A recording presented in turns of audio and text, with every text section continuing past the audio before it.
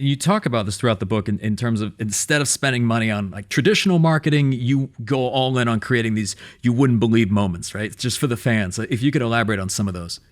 Yeah, I mean, we spent a ton of money in marketing when we first started and sold a handful of tickets. I mean, newspaper, radio, we tried it all and it failed.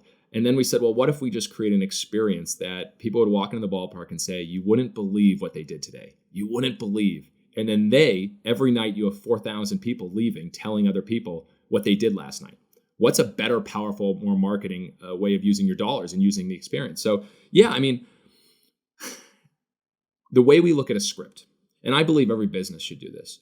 I believe every business should actually script out the experience they want their customers to have. We used to have only 4 or 5 things in the pregame. We used to have our 18 half-inning promotions. We have 50 pregame promotions now. And during the game, we not only have our 18, but we have another 30 to so that happens while the game's played. And we script out an experience to be like a movie. So without going too far in depth here, Michael, but like a great movie will make you laugh. They'll make you emotional. They'll make you have all these different feelings. It's not just like a thriller the whole time, like, oh, like you need to care. You need to get it down. You need to go through that. And in a baseball game, you don't often have that because you can't control that. Well, we believe that we can control the experience based on having those ooh and ah special moments, by having those loud cheering moments, by having those thrill moments. And so we started crafting that. So like a you wouldn't believe moment, every night the players come into the crowd and deliver roses to little girls and they get down on their knee. And if you have a daughter, or if you understand that feeling of seeing a daughter get a rose from a player. I mean, we had a woman come up to me and said that they still saved that rose for a few years. The rose is dead and it's just like a piece, but they saved it.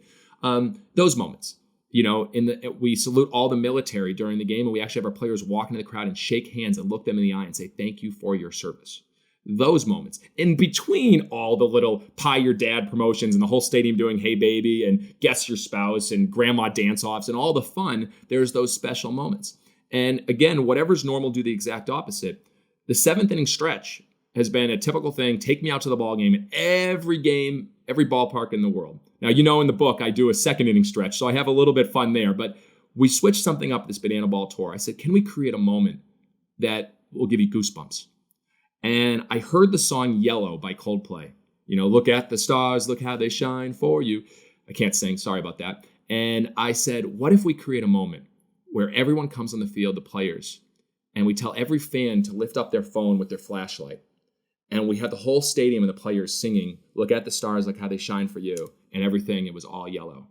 And I remember the first time I did it, and I looked at the stadium and saw thousands of lights and the whole stadium singing. And I was like, there's nowhere in the world anyone will ever experience this like this. And that's how you create a you wouldn't believe moment. You think about those moments that everyone else does. And instead of a 7th inning stretch saying, take me out to the ball game, you're a part of a moment that you feel like you belong. And you're a part of something that you won't have anywhere else. And that's how we try to create our scripts.